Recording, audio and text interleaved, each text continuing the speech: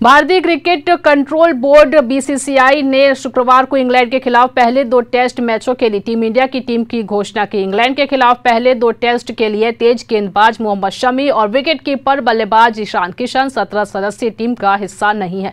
पहले 2 test match क्रमशः हैदराबाद और विशाखापट्टनम में खेले जाएंगे। शमी टखने की चोट की वजह से टीम से बाहर हैं, जबकि किशन ने आराम मांगा था। इस बीच युवा विकेटकीपर बल्लेबाज ध्रुव जुरेल को 25 जनवरी से शुरू होने वाली श्रृंखला के लिए पहली बार कॉल अप मिला है। रोहित शर्मा टीम का नेतृत्व करेंगे, जबकि स्टार तेज गेंदबाज जसप्रीत बुमराह को उप कप्तान नामित किया गया है। इस मैच में रोहित शर्मा कप्तान, Shubman Gill, Yashasvi Jaiswal, Virat Kohli, Shreyas Iyer, KL Rahul wicketkeeper, KS Bharat wicketkeeper, Dhruv Jurel wicketkeeper, Ravindra Ashwin, Ravindra Jadeja, Axar Patel, Kuldeep Yadav, Mohammad Siraj, Mukesh Kumar, Jasprit Bumrah, आवेश खान सभी इस मैचों में शामिल हैं। बता दें आपको, शेष टेस्ट राजकोट, रांची और धर्मशाला में खेले जाएंगे।